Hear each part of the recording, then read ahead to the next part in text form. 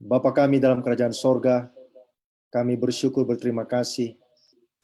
Pada hari Sabat ini, kami mau duduk di bawah kaki Yesus.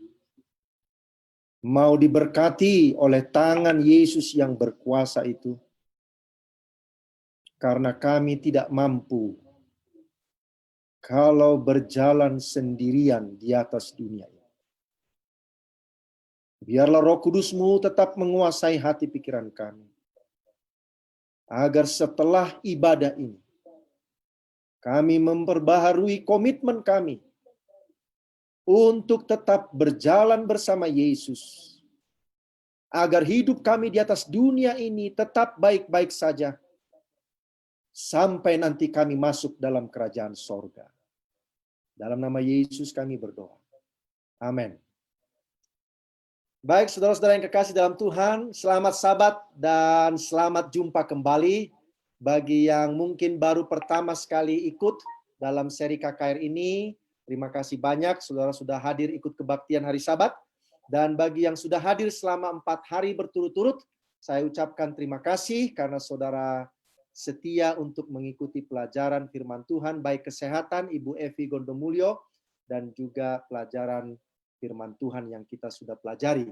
Terima kasih kepada Gembala Jemaat, Pendeta Mangunsong, dan seluruh panitia KKR, Jemaat Mount Hermon, yang sudah mengizinkan saya dan juga Ibu Evi Gondomulyo untuk membagikan firman Tuhan, pelajaran kesehatan kepada masing-masing kita.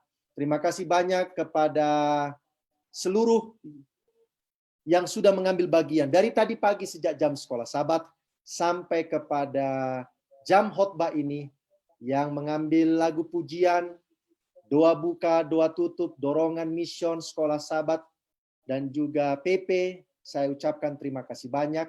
Cerita anak-anak. Seringkali kita mengucapkan terima kasih hanya kepada yang lagu spesial, saudara-saudara ya. Tapi yang doa buka, doa tutup dilupakan ya. Padahal kalau mereka enggak doa buka, doa tutup, enggak mulai ibadah kita ini ya. Jadi saya terima kasih kepada saudara-saudara ya, yang sudah menyanyikan lagu pujian, yang sudah ambil bagian. Bersukacitalah, Tuhan meminta saudara untuk mengambil bagian melayani Tuhan dalam ibadah ini. Secara khusus terima kasih sahabat saya Bapak Rio Intan ya. Ini saya minta 2 jam sebelum ibadah mulai. Ya, dan beliau rela untuk latihan, saya tidak tahu latihannya kapan beliau ini ya. Dan beliau sudah menyanyikan seperti yang kita rindukan. I can't even walk without Jesus holding my hands. Dan itulah pelajaran kita pada hari Sabat ini. Semuanya akan baik-baik saja jika sepanjang 4 malam kita sudah pelajari, kita akan baik-baik saja selama saudara, selama saya, selama keluargamu tetap tinggal di dalam bahtera yang disiapkan Allah. Dan kita tahu bahtera yang disiapkan Allah itu kepada Nuh dan keluarganya dan semua binatang-binatang pada masa itu. Di zaman sekarang ini, itulah Yesus Kristus. 1 tahun 10 hari lockdown di dalam bahtera bukan hal yang mudah. Kita 4-5 bulan sudah mulai gelisah, saudara-saudara. Bahkan sudah mencuri-curi untuk keluar dari rumah karena harus mencari makan, mencari rezeki.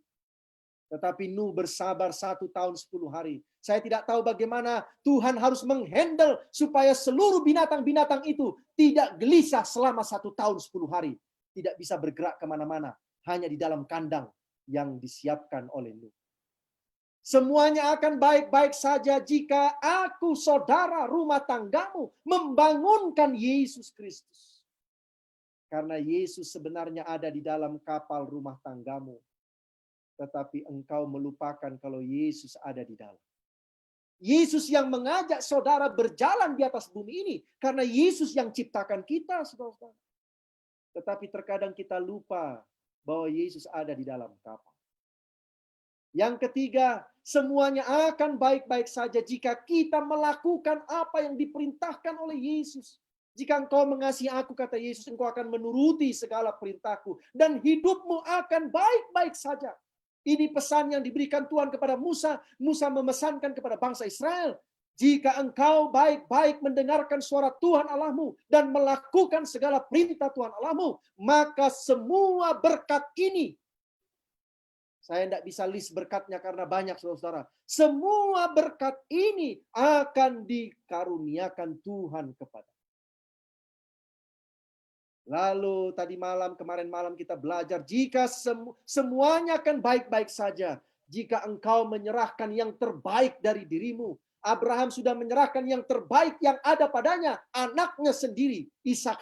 Tetapi Tuhan mengganti dengan domba pengganti agar Ishak tidak dibunuh oleh Abraham. Tetapi Bapa tidak punya domba pengganti ketika anaknya meregang nyawa di kayu salib. Sorga sudah berikan yang terbaik, di atas yang terbaik yang sorga bisa berikan, yaitu kehidupan Allah sendiri. Apa yang terbaik yang kau mau berikan kepada Tuhan? Mungkin bukan hartamu, mungkin bukan uangmu, mungkin bukan rumahmu, bukan mobilmu. Tetapi itu adalah dirimu sendiri.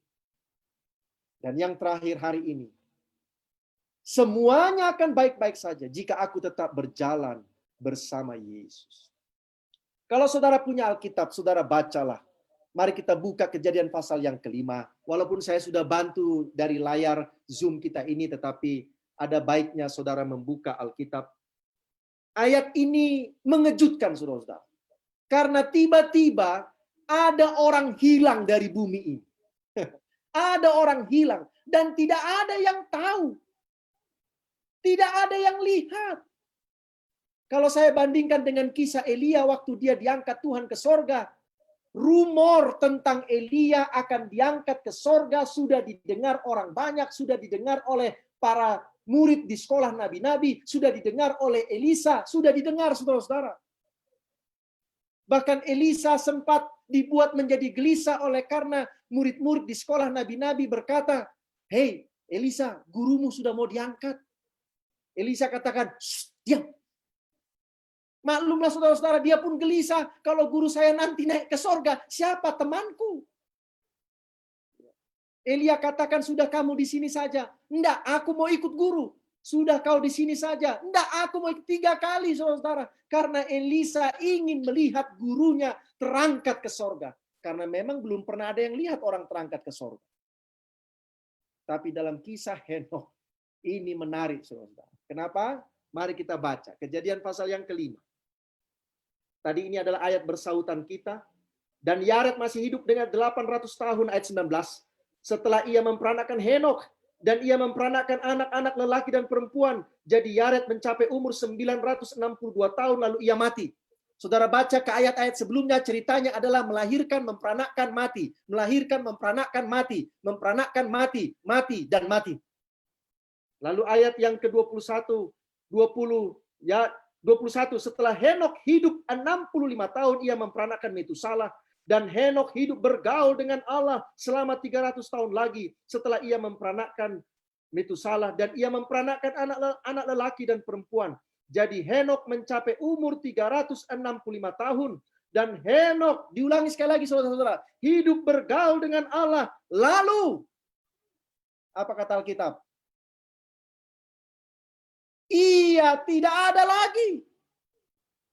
Kemana? Tidak dituliskan di situ. Lalu Henokh tidak ada lagi karena dia mati. Tetapi dituliskan di situ. Lalu Henokh tidak ada lagi sebab ia telah diangkat ke sorga. Wow.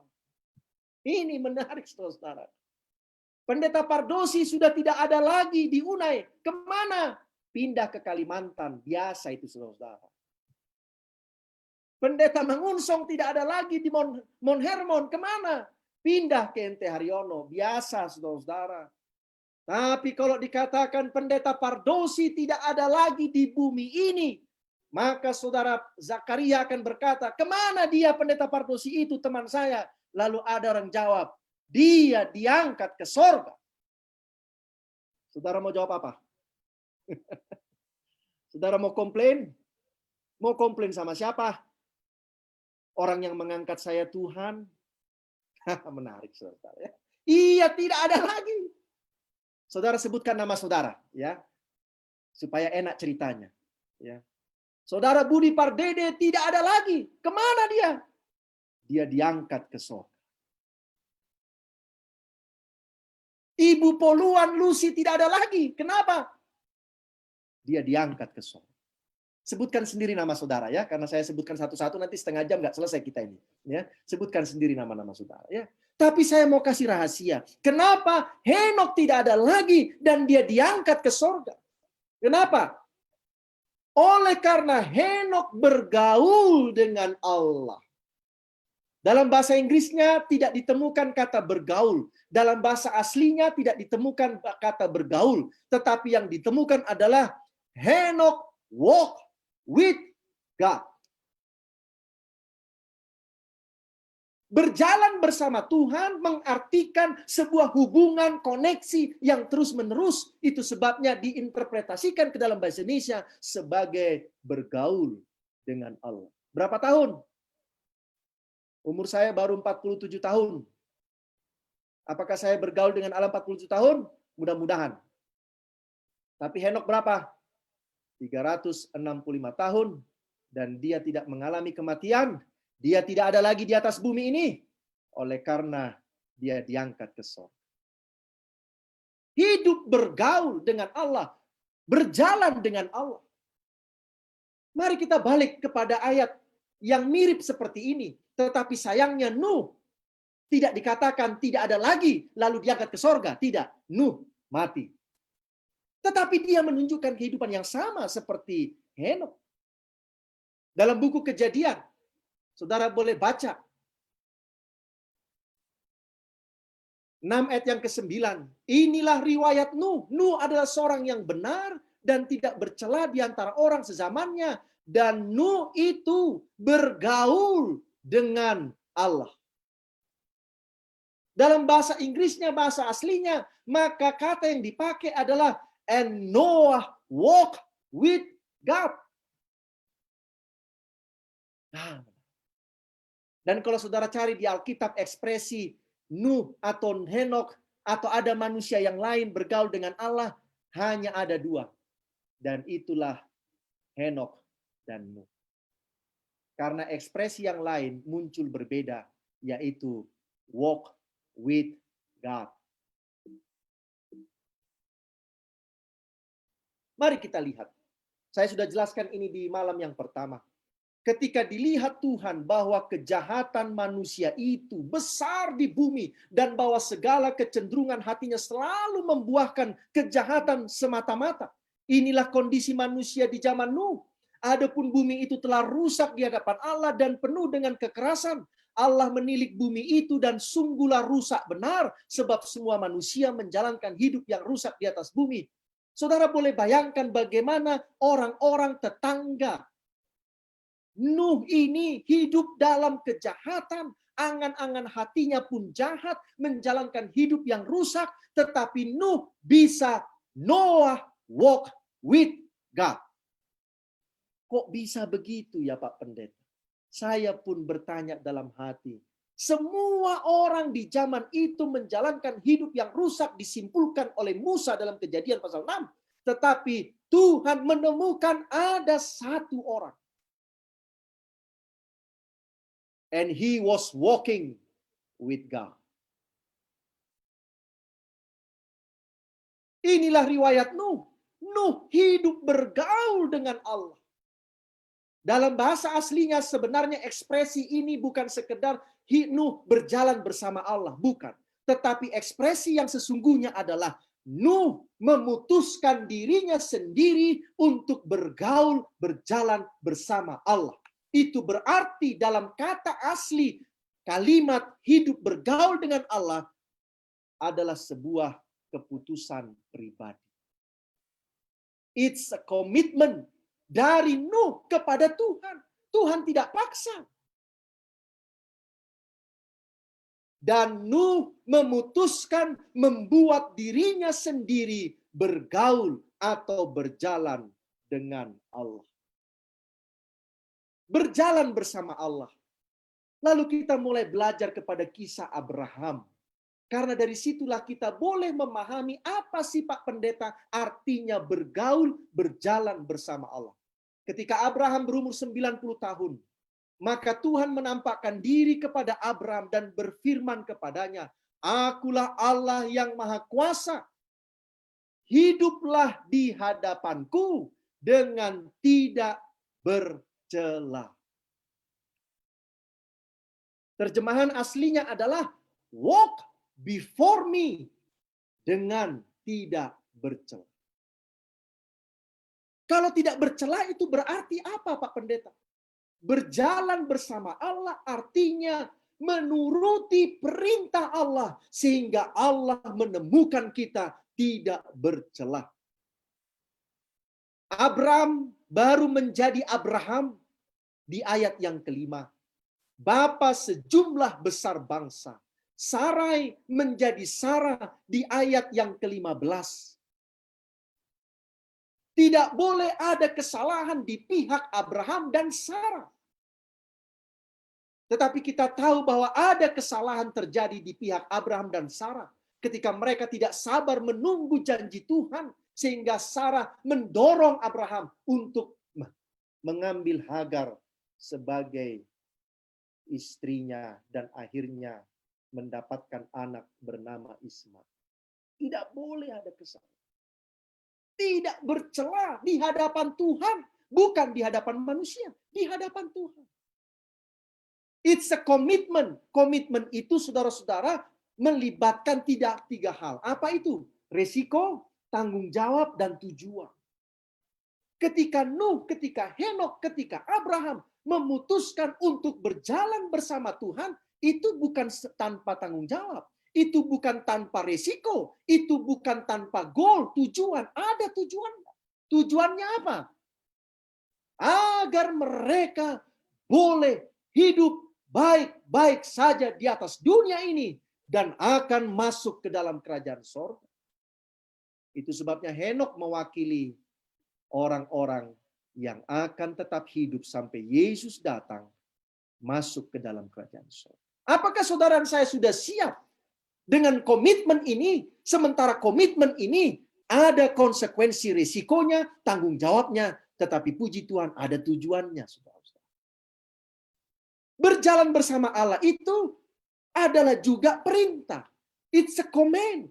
Bukan hanya sebuah komitmen, itu perintah dari Tuhan. Seperti yang Tuhan katakan kepada Abraham, berjalanlah di hadapanku dengan tidak bercela. Hari Sabat ini saudara mendapatkan sebuah perintah dari Tuhan dan saudara akan memberikan komitmen kepada Tuhan untuk berjalan bersama dengan Allah. Keluaran pasal 16 ayat yang keempat, Musa menjelaskan kepada kita apa artinya berjalan bersama Allah. Tuhan berfirman kepada Musa, sesungguhnya aku akan menurunkan dari langit hujan roti bagimu, maka bangsa itu akan keluar dan memungut tiap-tiap hari, sebanyak yang perlu untuk sehari, supaya mereka kucoba apakah mereka hidup menurut hukumku atau tidak. Dalam terjemahan aslinya, they will walk in my law or not. Mereka akan berjalan di dalam hukumku atau tidak. Bagaimana berjalan bersama Allah? Berjalanlah di dalam hukum Allah. Imamat pasal 26 ayat yang ketiga, jikalau kamu hidup menurut ketetapanku dan tetap berpegang pada perintahku serta melakukannya. If you walk in my statutes. Itu artinya berjalan bersama Allah, menuruti perintah Tuhan. Abraham menuruti perintah Tuhan, tinggalkan kampung halamanmu, tanah Ur. Dia pergi, saudara. Nuh menuruti perintah Tuhan, bangun bahtera, ikuti ukurannya seperti ini, bahannya seperti ini. Nuh ikut, saudara, 120 tahun. Nuh adalah penginjil yang paling tidak sukses di atas dunia ini yang pernah hidup, saudara. Khotbah 120 tahun, yang dibaptis cuma 7. Nuh nggak dihitung lagi karena pendeta kan kalau nggak dibaptis kan nggak boleh jadi pendeta. Dia hanya membaptis 7 orang, saudara. 120 tahun khotbah. Tetapi Nuh mengikut tepat seperti yang diminta oleh Tuhan. Ulangan pasal 8 ayat yang ketiga. Oleh sebab itu haruslah engkau berpegang pada perintah Tuhan Allahmu dengan hidup menurut jalan yang ditunjukkannya. Dan dengan takut akan Dia. To walk in His ways. Itu artinya berjalan bersama Tuhan. Apa sih berjalan bersama Allah itu? Yang pertama, keep in touch with God. Tetap terhubung dengan Allah. Connected with God. Tidak pernah dicabut kabelnya, saudara-saudara. Tetap terkoneksi hidup kita ini dengan sumber keselamatan, sumber hidup, yaitu Yesus Kristus. Daniel 6 ayat yang ke-11, keep connected with God ini digambarkan oleh Daniel. Demi didengar Daniel bahwa surat perintah itu telah dibuat, pergilah ia ke rumahnya. Dalam kamar atasnya ada tingkap-tingkap yang terbuka ke arah Yerusalem. 3 kali sehari ia berlutut, saudara-saudara. Daniel berlutut dalam kisah Daniel 6 ayat 11 bukan sekedar karena ada ancaman surat kematian dari Darius, tetapi karena dia memang 3 kali sehari berdoa kepada Tuhan. Keep connected with God. Saya mau tanya kepada kita, adakah yang lebih sibuk di antara kita yang hadir di Zoom atau yang menonton live dari Facebook? Adakah di antara saudara dan saya yang lebih sibuk dari Daniel? Aduh Pak Pendeta, nggak sempat ini penunggu pagi, nggak sempat ini baca Alkitab, nggak sempat belajar sekolah sahabat, karena ini pekerjaan sibuk sekali Pendeta. Apalagi saya baru dipromosikan menjadi direktur. Tapi saya mau tanya kepada kita semua, adakah saudara lebih sibuk dari Daniel? Daniel itu, saudara-saudara, bukan orang sembarangan. Dalam kisah cerita Daniel di buku Daniel ini, dia adalah orang yang mengepalai, salah satu dari 3 orang yang mengepalai 120 kepala daerah. Sibuk? Lebih sibuk dari Pendeta Pardus. Sibuk? Lebih sibuk dari saudara. Saudara sebutkan nama saudara. Tetapi 3 kali sehari, Daniel keep in touch with God. 3 kali sehari, saudara. Ini bukan doa makan dan doa tidur ya, saudara-saudara ya. Ada mahasiswa saya pernah katakan, Sir, saya berdoa 7 kali sehari. Saya katakan, wah hebat kau, lebih hebat dari Daniel. Iyalah, Sir, 7 kali. Kapan kau berdoa? Bangun pagi. Makan pagi. Makan siang. Makan sore. Mau tidur malam. Saya bilang, baru 5. 2 lagi mana? Ah, itu makan-makan di antara jam 6 sampai jam 12 saya makan juga, Sir. Nah, di situ saya berdoa juga. Nanti dari siang ke sore saya juga ngemil juga, Sir. Di situ saya berdoa juga. Saudaraku, bukan itu. Saudara bisa berdoa 20 kali sehari kalau hanya urusan makan, dan makan, saudara. Bahkan kadang-kadang kita pun tidak berdoa waktu makan. Saya masih ingat waktu saya melawat anggota saya, kebetulan anggota saya ini punya buah rambutan. Lalu dia katakan ini, Pak Pendeta, mari kita panen rambutan. Wah, saya bilang menarik ini, melawat panen rambutan. Jadi saya katakan, mana rambutannya? Ini galah, pendeta tusuk-tusuk sendiri rambutannya, nanti jatuh baru kita makan. Waduh, saya bilang, pendeta disuruh tusuk-tusuk rambutan supaya panen, oke lah, saya ambil. Saya tusuk-tusuk ini rambutan, jatuh. Lalu akhirnya saya ambil, saya makan. Sudah mau mendarat ini buah rambutan di bibir saya, tiba-tiba anggota ini katakan, Pak Pendeta, berdoa dulu kita baru makan rambutan. Aduh, saya bilang, mau bilang tidak perlu salah. Dibilang mari kita berdoa sudah nanggung, saudara-saudara. Ya. Lalu saya katakan, baiklah, mari kita berdoa. Jadi berdoalah kami sambil saya pegang rambutan di bawah pohon rambutan ini. Supaya saya boleh mengikuti apa yang dikatakan anggota saya ini. Dan bagi saya itu benar. Jemaat Mount Hermon, saudara-saudara yang datang. Adakah saudara sempat berdoa ketika mau makan rambutan yang cuma 2-3 biji? Kadang-kadang lupa, saudara-saudara. Langsung masuk mendarat.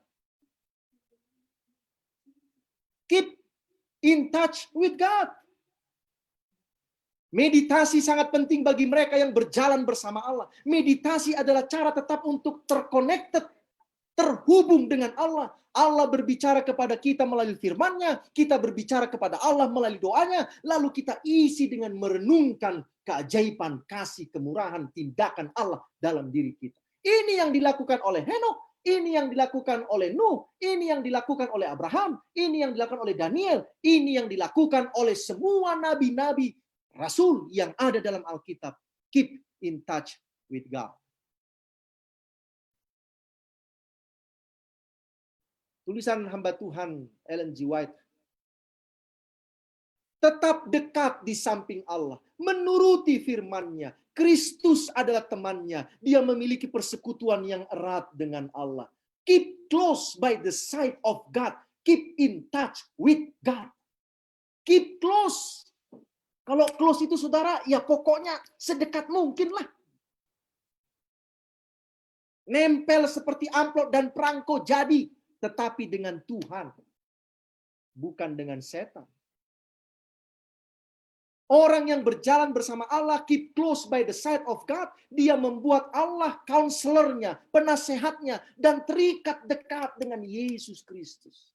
Keep close by the side of God. Satu kali seorang pendeta di gereja berkata kepada seorang anak kecil, pendeta ini katakan, "Nak, apakah engkau selalu berdoa setiap hari?" Sang anak ini katakan, "Iya Pak Pendeta, saya selalu berdoa." Puji Tuhan. Tapi Pak Pendeta, kenapa nak? Saya doanya cuma malam hari Pak Pendeta. Loh kenapa? Kenapa enggak berdoa juga di pagi hari, di siang hari, hanya di malam hari? Oh begini Pak Pendeta, kalau di malam hari saya sering takut karena tidur sendirian, lampunya dimatikan. Kalau siang hari saya nggak takut, jadi saya nggak pernah berdoa kalau pagi, siang.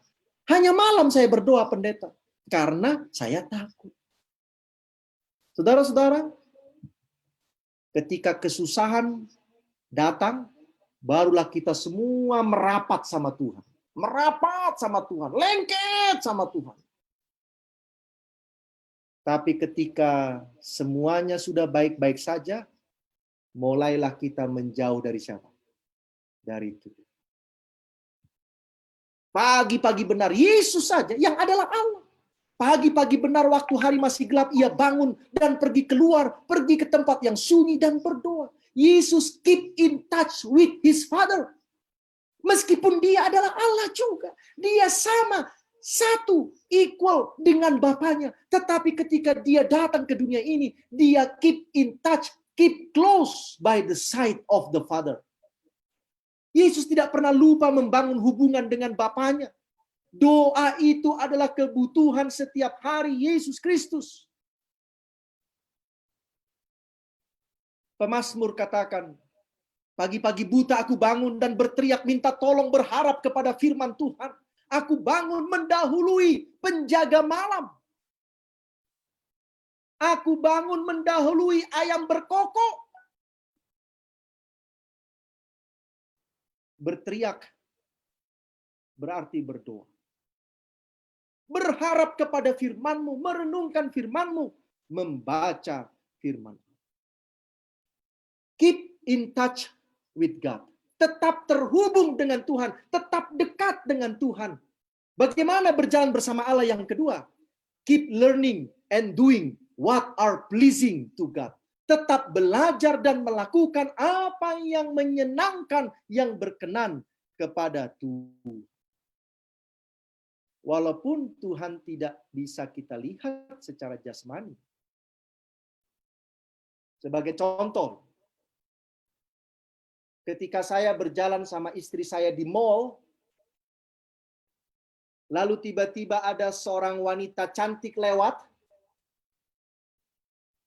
apakah saya berani tiba-tiba meninggalkan istri saya, lalu saya mengejar wanita itu, lalu ngajak ngobrol, minta nomor HP, minta nomor WA, Instagramnya? Berani nggak? Bagaimana Bapak Poluan? Berani nggak?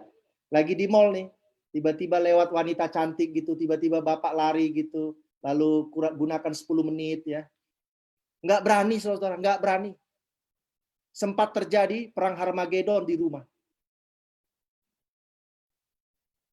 Tapi saya mau tanya ini. Seandainya Ibu Lucy Poluan tidak ada di mall itu bersama Bapak, Bapak tetap lakukan yang sama nggak? Hah? Mungkin ada bilang, ya kan nggak apa-apa lah pendeta. Hidup ini harus bergaul pendeta. Iya betul bergaul, tapi nggak gitu juga caranya kan gitu. Karena bagi istri saya, mendekati wanita cantik, mengajak diskusi, meninggalkan istri saya, lalu saya punya niat yang tidak baik di pikiran saya minta nomornya supaya saya bisa berdiskusi, bertelepon-telepon ria dengan wanita itu kan tidak menyenangkan buat istri saya. Jadi saya tidak akan lakukan. Ada istri saya, tidak ada istri saya tidak akan lakukan. That's the meaning, doing, learning what are pleasing to God. Meskipun Tuhan tidak dilihat oleh saudara, tetapi saudara tahu Tuhan melihat dari sorga. Saudara-saudara, CCTV dari sorga itu 5 dimensi, saudara-saudara. 5 dimensi. Warnanya kelihatan, bentuk tubuh saudara kelihatan. Beda dengan CCTV kasus kopi sianida itu. Beda. Beda, makanya nggak jelas bagaimana prosedurnya. Tetapi CCTV sorga itu tembus pandang, saudara-saudara. Itu sebabnya berjalan bersama Allah itu adalah keep learning and doing what are pleasing to God. Meskipun Tuhan tidak bisa saya lihat, tetapi saya tahu Tuhan ada di samping saya dan saya tidak akan melakukan apa yang tidak menyenangkan hati Tuhan. Sebaliknya, saya akan melakukan apa yang menyenangkan hati Tuhan. Beginilah ilustrasi. Ini bukan gambar saya meminjam dari Google. Tapi orang yang menggambar ini, dia memahami tentang keep learning and doing what are pleasing to God. Meskipun dia tidak bisa melihat Yesus Kristus. Tapi secara mata imannya, dia tahu Yesus ada di sampingnya. Saya selalu katakan, bagaimana sih Pak Pendeta untuk berpikir seolah-olah Yesus itu ada di samping kita? Lalu saya katakan, mudah saja. Bagaimana Pak Pendeta? Ngajak ngobrol aja, seolah-olah Yesus itu ada di samping. Contoh ini karena yang tanya kan orang muda, jadi contohnya harus orang muda ini. Tiba-tiba sudah di depan gedung bioskop. Lalu saya bilang, Yesus, saya mau masuk bioskop. Kau di sini saja ya. Kan Yesus tidak boleh masuk bioskop. Lalu saya bilang, jawab sendiri. Jangan masuk bioskop, nggak boleh masuk bioskop. Tapi Yesus, saya pengen. Jawab sendiri. Nggak boleh, nggak boleh. Ayo kita pulang, sudah pulang. Akhirnya pulang, nggak jadi. Kenapa? Karena dia ngobrol dulu sama Yesus. Adik-adik yang sekolah mau nyontek, sudah siapkan contekan dari rumah. Tanya, Yesus, nanti mau ujian, tapi aku nggak belajar. Yesus mau bantu saya atau izinkan saya nyontek? Lalu Yesus akan jawab, nyontek tidak boleh. Bantu minimal, karena kau nggak belajar. Bagaimana nggak belajar mau dapat A? Itu namanya mujizat yang bodoh. Begitu, saudara. Anggaplah seolah-olah itu Yesus di sampingmu. Nanya dulu. Tanya. Yesus, mau ikut enggak? Ikut ya. Mau kemana? Mau kerja. Oke. Ayo kita pergi sama-sama. Luar biasa. Nah itu sebabnya saudara-saudara, setiap manusia harus memilih. Setiap manusia kita harus memilih. Apa yang kita makan, apa yang kita minum, apa yang kita pakai, apa yang tempat kita tinggal, pendidikan, pekerjaan, hobi, teman hidup, bahkan agama atau gereja yang kita masuki, kita harus memilih. Dan itu pilihan hanya karena saudara keep in touch with God, keep learning and doing what are pleasing to God. Kiranya Tuhan memberkati kita semuanya. Amin.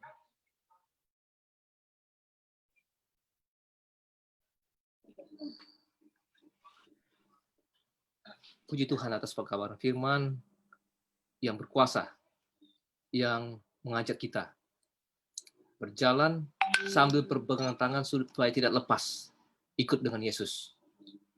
Mari kita ambil waktu kita selama 3 atau 5 menit untuk melakukan doa komitmen di tempat kita masing-masing.